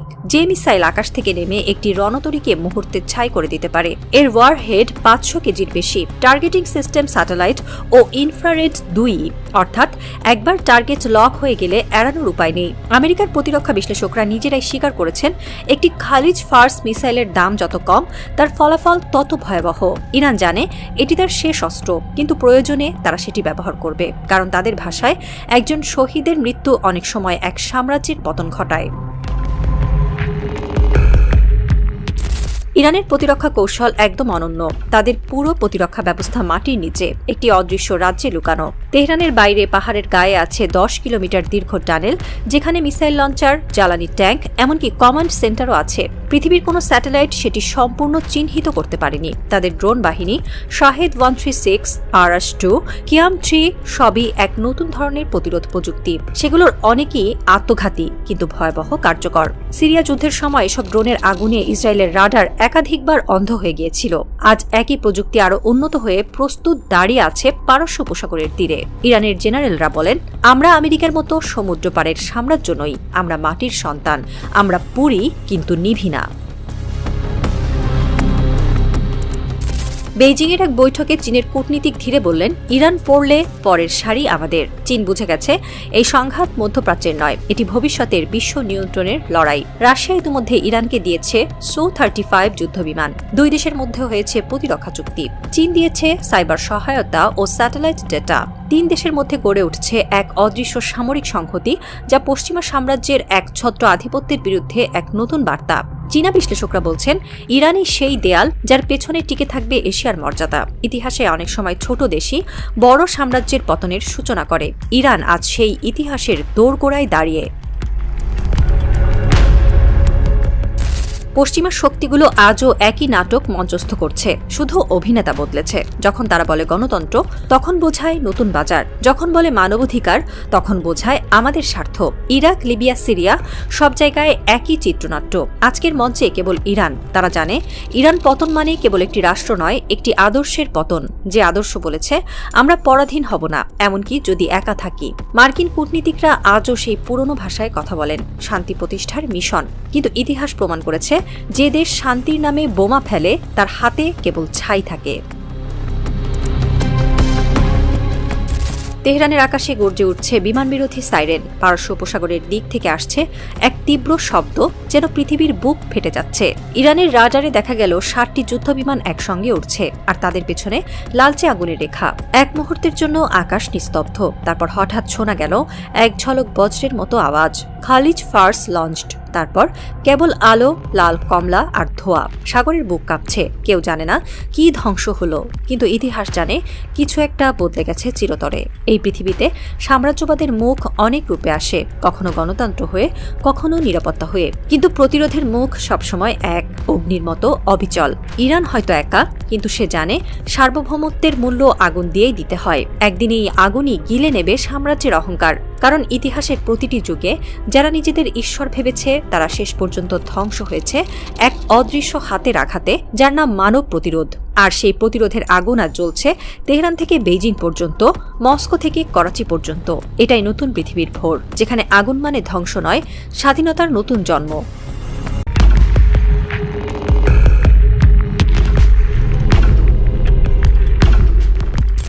তেহরানের উপরের আকাশে অদ্ভুত এক নীরবতা। বাতাস ভারী, কিন্তু তা শুধুই শীতের ঠান্ডা নয়, তার ভেতর লুকিয়ে আছে যুদ্ধের গন্ধ। রাজধানীর উত্তরে পাহাড়ের কোল ঘেঁষে দাঁড়িয়ে থাকা পুরনো প্রতিরক্ষা মন্ত্রণালয়ের জানালা দিয়ে দেখা যায় কুয়াশার ভেতর জ্বলে উঠছে ছোট ছোট আলো। প্রতিটি আলো যেন এক একটি প্রতিরোধের সংকেত। বেজমেন্টের ভেতরে বসে আছে ইরানের সামরিক পরিকল্পনা কমিটি। টেবিলের ওপরে ছড়ানো আরব সাগরের মানচিত্র, পাশে ছোট স্ক্রিনে ভেসে উঠছে রাডারের রেখাচিত্র। একজন জেনারেল ধীরে ধীরে বললেন, আমাদের সামনে সময় আছে সর্বোচ্চ 6 ঘন্টা। যুক্তরাষ্ট্রের বিমান বাহিনীর রণতরীগুলো এখনও 300 কিলোমিটার দূরে, কিন্তু তাদের চোখ আমাদের গলায় শ্বাস ফেলছে। কেউ চুপচাপ বলল, তারা হয়তো ভাবে আমরা ভয় পেয়েছি, কিন্তু এই নীরবতাই তো আমাদের সবচেয়ে বড় উত্তর। দূরে কোথাও আজান ভেসে এলো। তেহরানের রাত জেগে উঠল যুদ্ধের ঘ্রাণে। ইরানকে ঘিরে যুক্তরাষ্ট্রের সামরিক পরিকাঠামো কোনো একদিনে তৈরি হয়নি। দশকের পর দশক ধরে আরব উপসাগরকে তারা পরিণত করেছে ভাসমান ঘাঁটিতে। কাতারের আল উদেদ, বাহরাইনের নৌ সদর দপ্তর, সংযুক্ত আরব আমিরাতের আল ধাফরা ঘাঁটি এবং ওমানের সমুদ্রপথ। এখন তারা সব ঘাঁটি ফাঁকা করছে, যেন সাপ নিজের খোলস বদলে নতুন বিষ তৈরি করছে। আক্রমণের কেন্দ্র এখন তুরস্ক।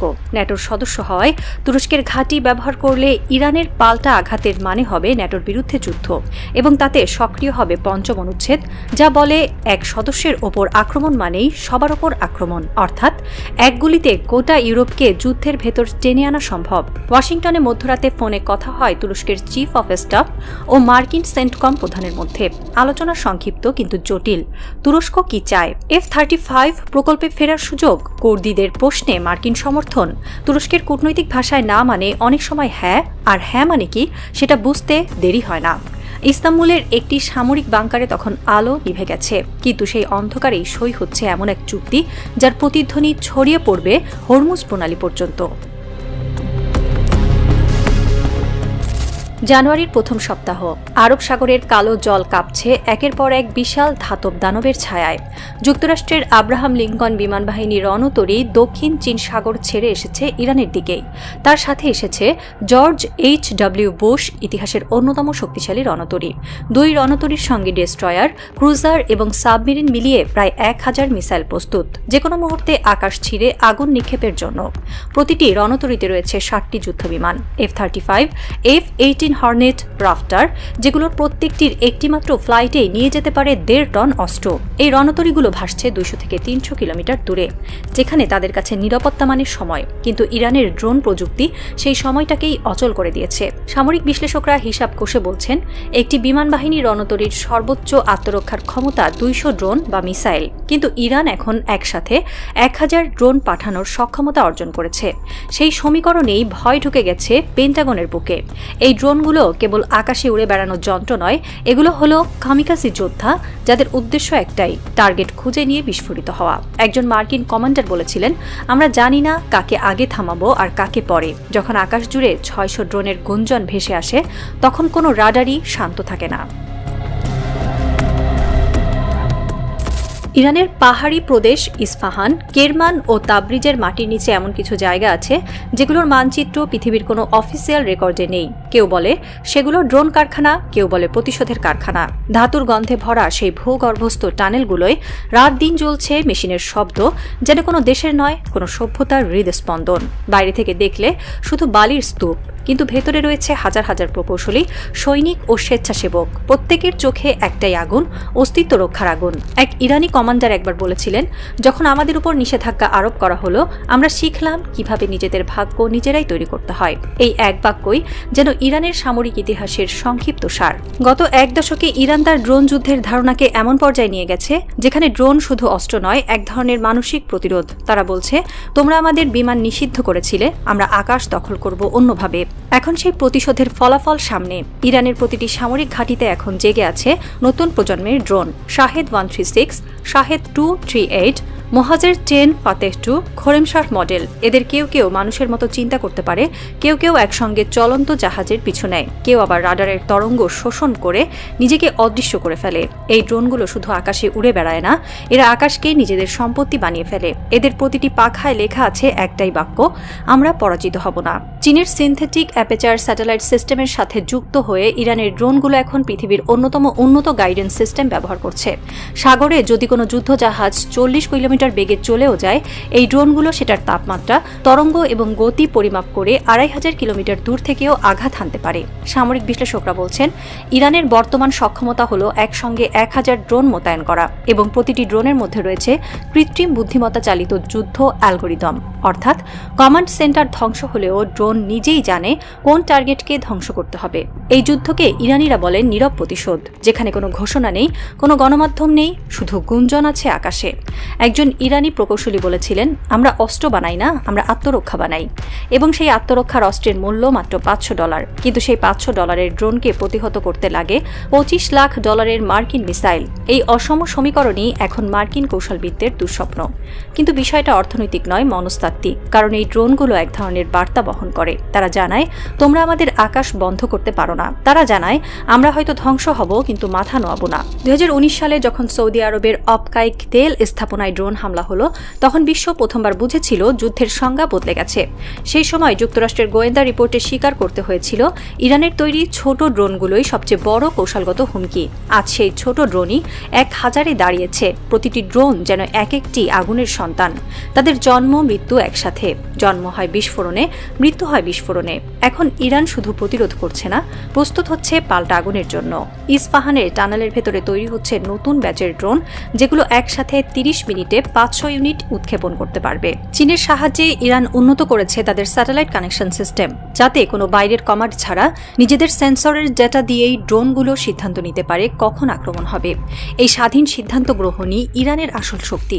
পশ্চিমা বিশ্ব যেভাবে ভাবছে, এটা কোনো অনিয়ন্ত্রিত তৃতীয় বিশ্বের উন্মত্ততা নয়, এটা গণিত, পদার্থবিজ্ঞান এবং মনস্তত্ত্বের সমন্বয়ে করা এক প্রতিরোধ।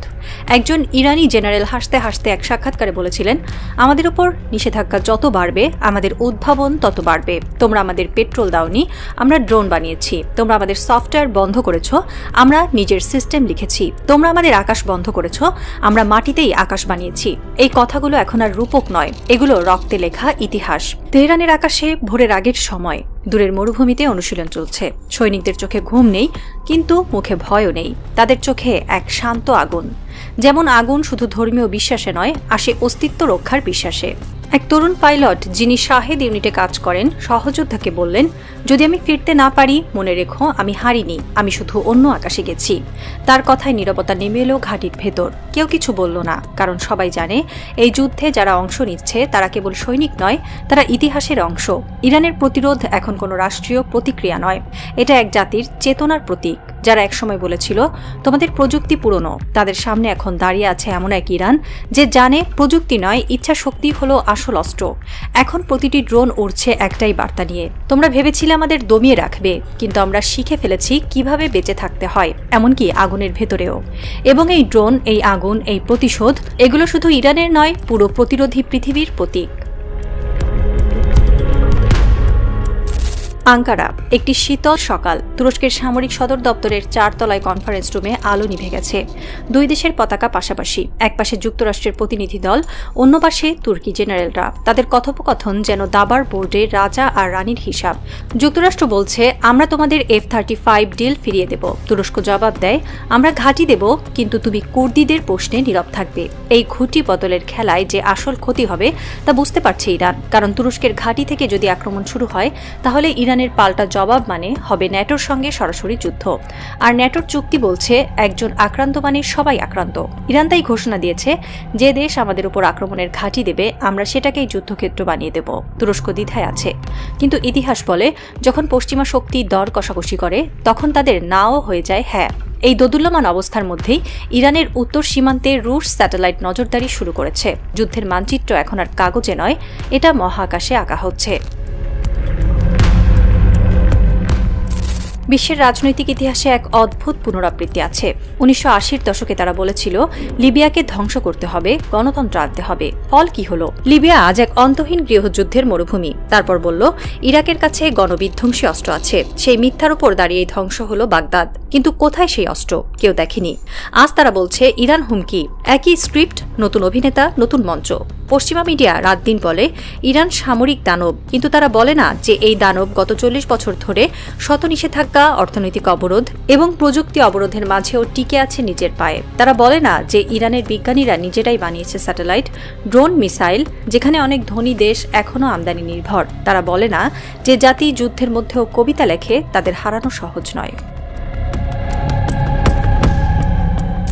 চীনের প্রেসিডেন্টের মুখে যখন বাক্যটা বের হলো, বিশ্ব যেন থমকে গেল। যদি ইরানের ওপর হামলা হয় তা শুধু মধ্যপ্রাচ্যের নয়, পুরো বিশ্বের নিরাপত্তা বলয় ভেঙে দেবে। চীনের জন্য এটা শুধু প্রতিশ্রুতি রক্ষা নয়, এটা নিজের ভবিষ্যৎ রক্ষা করা। কারণ যুক্তরাষ্ট্র জানে ইরানের পর টার্গেট হবে চীন। তাই এখন চীন, রাশিয়া, ইরান এক অঘোষিত ঐক্য তৈরি করেছে। রুশ উপগ্রহ এখন ইরানের সীমান্তে নজর রাখছে। চীনের ড্রোন নেটওয়ার্ক সংযুক্ত হচ্ছে ইরানের সেন্সর সিস্টেমে এবং উত্তর কোরিয়া সরবরাহ দিচ্ছে নতুন প্রজন্মের অ্যান্টি রাডার মাইক্রোমিসাইল। এ যেন আর এক দেশের যুদ্ধ নয়, এটা প্রতিরোধের জোট বনাম সাম্রাজ্যের জোট। এক পাশে ডলার, অন্য পাশে মর্যাদা। এক পাশে হুমকি, অন্য পাশে প্রতিশোধ। ইরানের পররাষ্ট্রমন্ত্রী বলেছিলেন, আমরা যুদ্ধ চাই না, কিন্তু আমাদের মাথা নোয়ানো মানে পুরো এশিয়ার নতজানু হওয়া। এই কথার ভেতরেই লুকিয়ে আছে ইতিহাসের পুনর্জন্ম। রাত ৩টা। আরব সাগরের ওপর হঠাৎ এক দগদগে আলো ছড়িয়ে পড়ে। বিমান বাহিনী রণতরী থেকে উঠছে জেট, আকাশ কাঁপছে, সমুদ্র ফেটে যাচ্ছে। রাডারে ভেসে উঠছে অসংখ্য বিন্দু। ইরানের ড্রোন, মিসাইল আর কামাকাজি ইউনিট। প্রথম হামলা শুরু হলো। রেডিওতে শোনা গেল এক ভাঙা কণ্ঠ, আল্লাহু আকবার। হরমুজ প্রণালী মুক্ত থাকবে। আকাশ জুড়ে বিস্ফোরণের ফুল। একদিকে আগুনে পুড়ছে যুক্তরাষ্ট্রের যুদ্ধজাহাজ, অন্যদিকে ইরানের উপকূলে নেমে আসছে ধ্বংসের ছায়া। তবু এই আগুনের মধ্যেও টিকে আছে এক দৃঢ় প্রতিজ্ঞা, আমরা মাটিতে হারতে পারি, কিন্তু আত্মায় নয়। বিশ্ব তখন নিঃশ্বাস বন্ধ করে দেখছে ডলার সাম্রাজ্য বনাম মর্যাদার যুদ্ধ। কোথাও কেউ জয়ী নয়, কেবল ইতিহাস নতুন করে রক্তে লেখা হচ্ছে। যখন সাম্রাজ্যবাদ নিরাপত্তার কথা বলে তখন বুঝতে হবে যুদ্ধ শুরু হয়ে গেছে, শুধু বুলেট ছাড়া। ইরানের আকাশ হয়তো আগুনে ভরা, কিন্তু ইতিহাস প্রমাণ করে যে জাতি আত্মসমর্পণ শেখেনি তাকে দখল করা যায় না। আর হরমুজ প্রণালীতে যা জ্বলছে তা কেবল তেল নয়, তা হলো মানব সভ্যতার আত্মসম্মান। যদি পৃথিবী এবারও নীরব থাকে তাহলে একদিন প্রতিটি আকাশেই দেখা যাবে একই আগুনের প্রতিচ্ছবি। শেষে শুধু একটাই প্রশ্ন রয়ে যায়, এই আগুন নেভাবে কে? আর যদি কেউ না পারে তবে পূর্বে কাদের ইতিহাস?